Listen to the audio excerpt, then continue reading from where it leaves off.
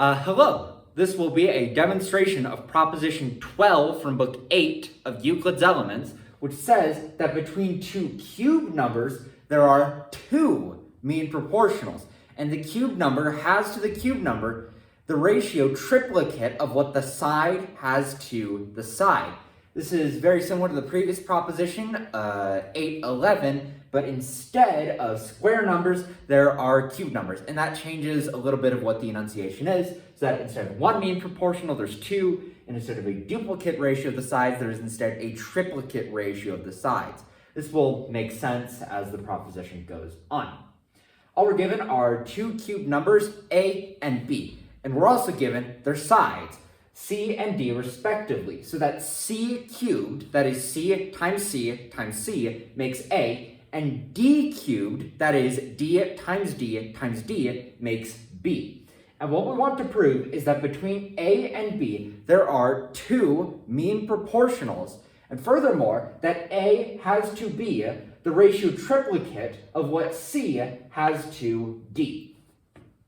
We're going to begin by constructing some numbers. This is going to be more than just one number, which we did in the previous proposition. Instead, we're going to be constructing a whole lot more. We're going to begin by taking the square of C. We're going to call that E. So C times C, that is C squared, makes the number E. We're going to take the product of C and D next. We're going to call that the number F, so that C times D makes F.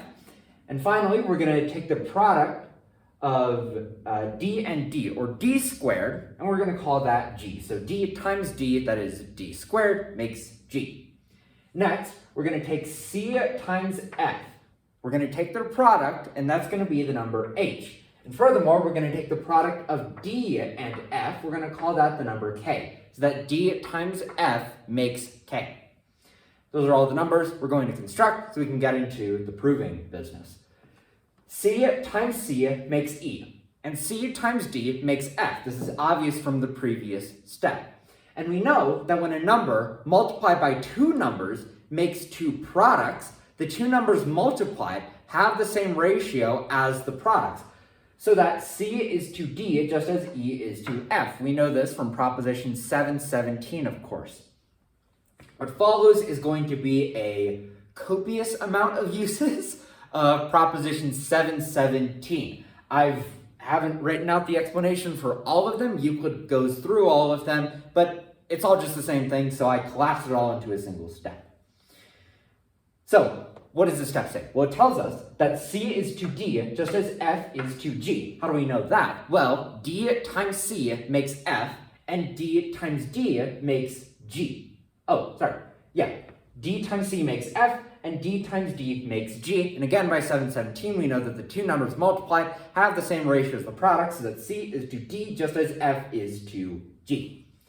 We also know that E is to F just as A is to H. How do we know that? Well, C times E makes A. How do we know that? Well, E is C squared, and we know C squared is just C times C. So C times C squared, that is C times C times C, is just C cubed. And we know from our given that C cubed makes A.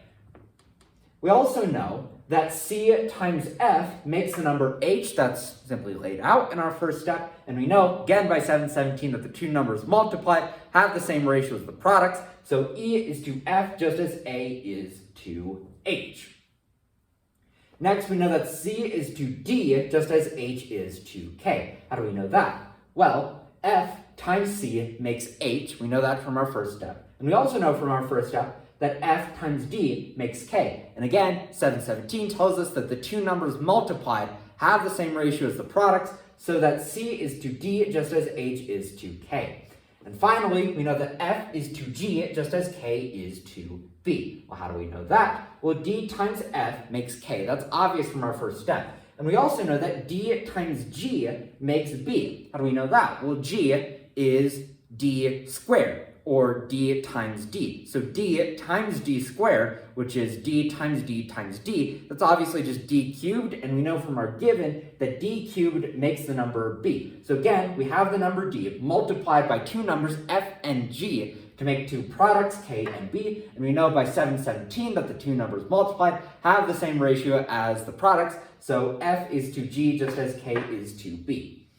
You might be asking yourself after all that, why does that matter? Well, it matters because we have a bunch of ratios which are the same with one another. We know c is to d just as e is to f, but we've also proven that c is to d just as f is to g. So we can write this out as a continuous proportion because we have two ratios that are the same with the same ratio property of numbers. They're the same with one another. So e is to f just as f is to g.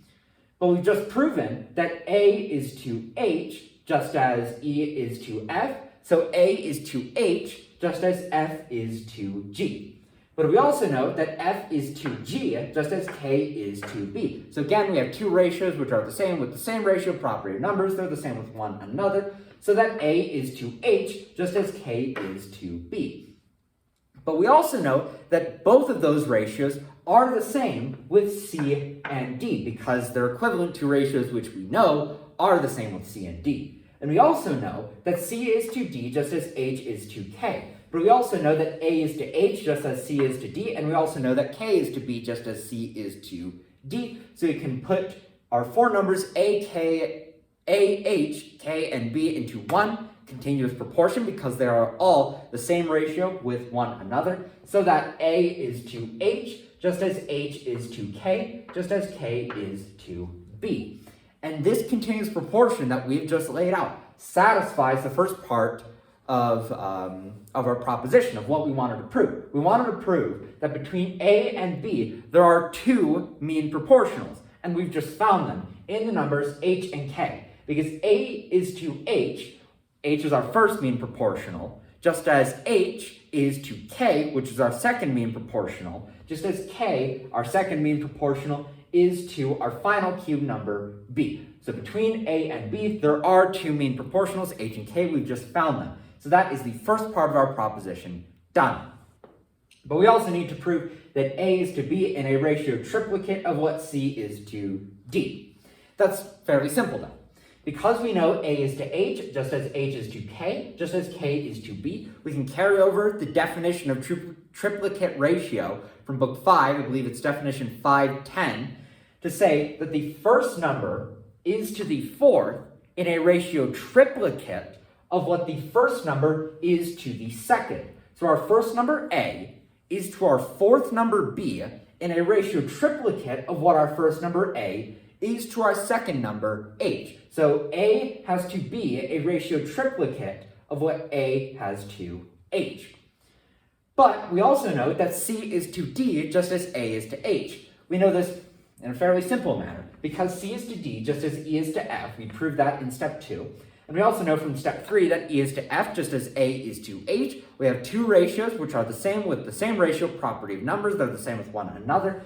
So that c is to d just as a is to h, which means we can just take this a to h in the previous step and just substitute that with c and d to say that a has to be a ratio triplicate of what c has to d. And this is all that we set out to prove, which means we're done with the proposition, therefore, etc., q, e, d.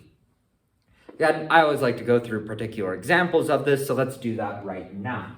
Take two cube numbers, 8 and 27. So 8 is 2 cubed, because it's 2 times 2 times 2, or 2 times 4, that makes 8. And we know that 3 cubed makes 27, because, or 3 cubed. Because 3 times 3 times 3, or 3 times 3 squared, or 3 times 9, makes 27. And what this proposition allows us to say is that between 8 and 27, there are two mean proportionals. Not only that, this proposition also gives us the way to find that. What we do is we stick 8 here, then, in a moment to write all of this out. This should be right. Okay. So we want to fill in this continuous proportion between 8 and 27. How we do that is we take 2 and 3. We take 2 squared, multiply it by 3. That's the same as taking c and f. or c times d, which is c squared times d. C here being 2 and d here being 3. We take 2 times 2 times 3. That makes 12, so we put a 12 here. Our next step is quite similar. We take 3 times 3 times 2, or 3 squared times 2. That is equivalent to creating the number k, which is d times f, or d times c times d. Now, again, c here is 2, d here is 3, so we take 3 times 3 times 2, that's 9 times 2, that is 18. We're going to put an 18 in here as well. And 12 and 18 are our two mean proportionals, because 8 is to 12, just as 12 is to 18, just as 8 is to 27, all of which are just 2 to 3 ratios. The final part of this proposition allows us to say that the ratio of 8 to 27 is triplicate of the ratio that their sides have.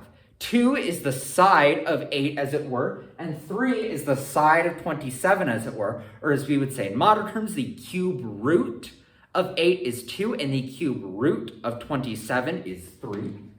We know that 8 has to 27 a ratio triplicate of what 2 has to 3. And you might be able to guess what exactly triplicate ratio means. We know duplicate ratio is just squaring the ratio. So it stands to reason that triplicate ratio is just cubing the ratio. So 8 is to 27, just as 2 cubed is to 3 cubed. Now we know 2 cubed is 8, 3 cubed is 27, so this is just obvious. 8 is to 27, just as 8 is to 27. Manifest things are manifest. You can go through this with any two cube numbers you like, and you will see that this proposition holds. That's all I've got to say about this one, so I'll end the video here and move on to proposition 813